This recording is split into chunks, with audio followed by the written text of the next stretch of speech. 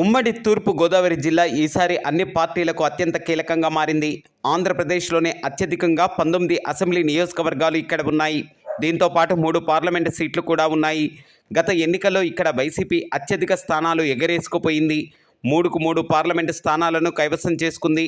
అయితే ఈసారి వైసీపీలోని నేతల మధ్య విభేదాలు, జనసేన టీడీపీ బలోపేతం కావడం వంటి కారణాలతో వైసీపీకి ఎదురు దెబ్బలు తప్పవని అంటున్నారు.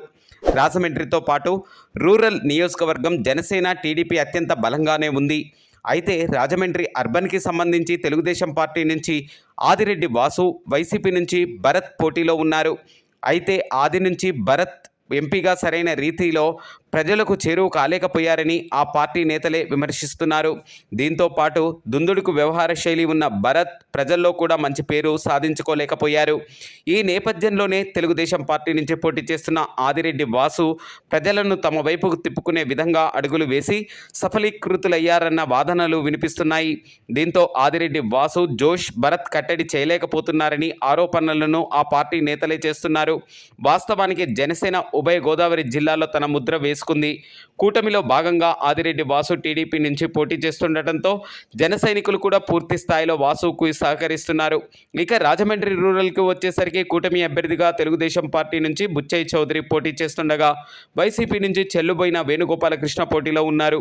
వాస్తవానికి రాజమండ్రి రూరల్ సీటును స్థానికుడైన జనసేన పార్టీ నేత కందుల దుర్గేష్ ఆశించారు. అయితే సమీకరణలో భాగంగా జనసేన అధినేత పవన్ కళ్యాణ్ కందుల దుర్గేష్ను పక్క నియోజకవర్గానికి పంపించి కూటమి అభ్యర్థి అయిన తెలుగుదేశం పార్టీ నేత బుచ్చయ్య చౌదరికి ఇక్కడ అవకాశం కల్పించారు. దీంతో బుచ్చయ్య చౌదరికి అక్కడ ఎదురుదాడి తప్పడం లేదు. ఈ సమయంలోనే అధికార పార్టీకి చెందిన వైసీపీ నేత చెల్లుబోయిన వేణుగోపాలకృష్ణ ప్రచారంలో దూసుకుపోతున్నారు.